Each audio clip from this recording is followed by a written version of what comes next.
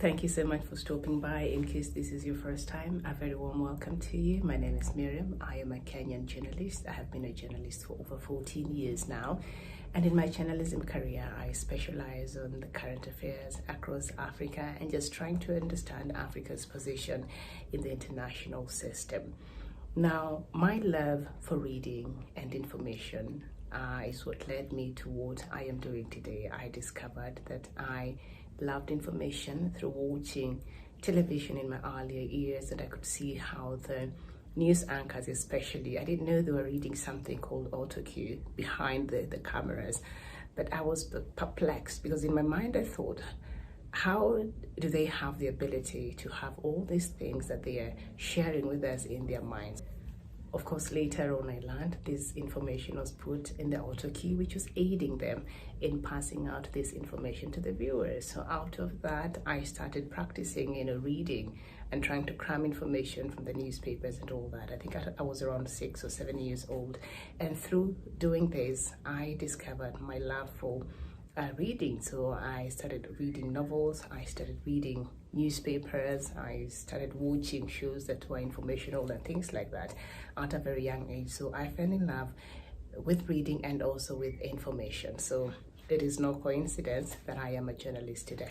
Now, reading is really, really important, and I will just give my top 5 reasons why I read and why perhaps you should consider starting to read if it is something that you're not actively engaged in. But nowadays when you go to people's homes, you'll find that they have like a bookshelf, and these bookshelves are full of books, and these books are used for decorative purposes. I'm not saying there's anything wrong with that. I have a bookshelf here. It is lovely, and part of what is there, apart from the decorative pieces, I do have also books on that shelf. But the books on that shelf are books that I have read or that I intend to read very, very soon. But majority of them, 3/4 of them, are books that I have read. So I will not just place a book there that I have no intention of interacting with, or I have no intention of opening and finding out what is inside. And I think that is something that we see a lot nowadays. Books have become something that people use for decorative purposes, and it just sits there, and perhaps it makes you look smart when somebody walks in your house and they see the great collection of books you have in your decorative shelf, and the person imagines, wow, this person must be very knowledgeable. Unfortunately, you've not opened those books to read. So perhaps if you are those kinds of a person or those kinds of people, you might want to consider to have a commitment with those books that you have on your decorative shelf, and actually just open up and see what you can gain from them, so that it doesn't just make the house look good, but also it makes your brain look good. Because if you can get some of the knowledge and information that is in those books, depending on what kind of books you have there, then you will be surprised how much you can really improve in some areas in your life. So these are the top 5 reasons why I personally read. Why I think reading is important. Reading opens up your perspective. You find that it widens your scope of understanding on issues, and you learn new things. And I think that for me is very exciting. So if you are a person who does not read, or who does not interact with material that allows you to gain new information and new knowledge, you become a person who is very narrow-minded. Have you ever tried having conversations with people who have no inclination towards reading or towards just finding new information and just interacting with information?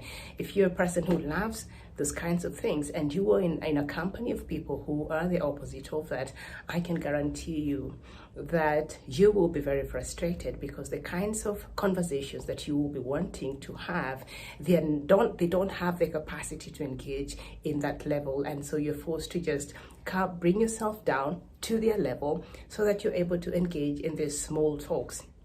Small talks is not bad, but I think there should be some limit. You can't have small talks for 2 hours. You can't have small talks for an hour. You can't have small talks for lengthy periods of time. You are wasting your time. But if you are in the presence or in a company of a person who has very limited scope of understanding and perspective, you find that you can't really explore the kinds of conversation you can have because they'll not be able to get it, and at the end of the day they might even start feeling ways about how you're engaging with them. So you're forced to bring yourself to their level so that you're able to engage in this small kind of conversation. So reading really opens up your perspective and introduces you to new information, and so you're able to engage in a broader way when you are talking or when you're approaching issues. Another reason why I love reading is for knowledge. Like I've said, just having great books on that bookshelf is great, and a person walk into your home and they will imagine this is a very intelligent person who lives here because of the kinds of the book collection that you have in your bookshelf. But the sad part is you just have them there for the decorative purpose, but you have not cared to go through these books and see what can you get from these books. You cannot improve on your knowledge capacity unless you interact with books or any other kind of material that really is informational. It could be books, could be documentaries, could be other things, could be the company that you keep, really, which I think is really critical. And so I love reading because it makes me know, and it makes me, of course, have new information. But outside of that, when I'm engaging and I'm having conversations, especially in what I do, I'm able to make references because I sort of have a database in which I could lean on, I could pick from and say, I was, from what I was reading or from what the information that I have, it is this and that. And then you're able to compare and contrast, and you're able to enrich your conversation and how you just project yourself. So it gives you a healthy amount of reference material and knowledge when you read. It really does improve your knowledge capabilities and your knowledge capacity. Another reason why I think reading is important is because I've found that reading can really improve on your logic and critical thinking. Have you ever been around people who just they can't think further than their noses? They cannot think farther. They cannot engage farther. You always are on the shallow end with them because they can't go deeper with how they think. They cannot be objective. Their scope of conversation, their scope of engagement is really, really narrow and limited. And their critical thinking is really wanting. So you can't have certain conversations to a certain degree or levels because you are not going to engage properly, or you can't really look at something from a critical perspective. They're just tied towards what they know and towards one perspective. But reading really enables you to look at things not from the surface level, but to go deeper and you think about them. And I think maybe it's because I am a journalist, so we are trained not to look at information just from the surface level. So you're trained to look at things and try to see what could be the information behind this, and also what does it mean. You can't just take information from the surface value. And even for journalists, those who do not engage further with reading and all that, you can always tell by how they package the information, by how you can always tell they conduct interviews. You can always tell, and a lot of times you'll find that journalists are being criticized over lack of knowledge or lack of awareness of certain things. So I think it's really important. Reading really improves your capacity to critical thinking. You become a critical thinker because you have information, you have knowledge, different kinds of information. So you're able to compare and contrast, and you're able to deduce and to construct your arguments in a way that is enriched and in a way that is really broadened. Okay, so it does help you with critical thinking and just delving into the deep when it comes to certain things.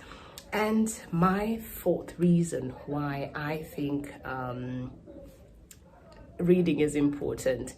Reading enhances your comprehension of things, how you comprehend it. It does improve your level of comprehension, how you understand things, how you're able to receive information, how you're able to break down information and bring it out. I'm telling you, reading does enhance your comprehension. If you don't read, if you don't engage in materials that really enhance your thinking capabilities, then you find that even your level of comprehension is really challenged. it's really, really challenging. So somebody will be telling you one thing, you are hearing other things, and that is because you have a very low level of comprehension, and so you start having all these insecurities and all these things, and you're wondering what are they saying and why are they saying this, and why am I here? You can't really comprehend what people are saying. And when you read, it really does enhance your levels of comprehension. Now, if the 4 reasons that I've just given there have not really convinced you why you should go back and start reading if you stopped, or if you've never considered reading as a habit that you should embrace, then this 5th reason should really challenge you towards starting to engage more in books, because reading is just a healthy habit. Reading is just a healthy habit. And sometimes for myself, because I'm also in school, so I do a lot of reading, but outside of that I also engage in other reading. So I dedicate myself, I buy 2-3 books, and then I read this book at a time. So sometimes I'm not able to read large amounts of pages because of other responsibilities and other things that are also competing with the same time.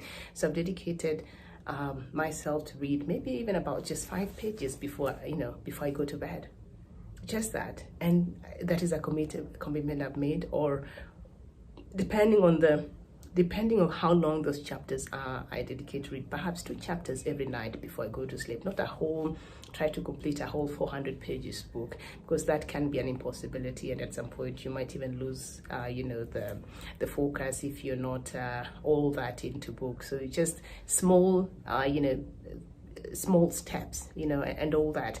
So reading is a very healthy habit, because it sort of improves your focus, it keeps your mind engaged, and of course it prevents cognitive decline.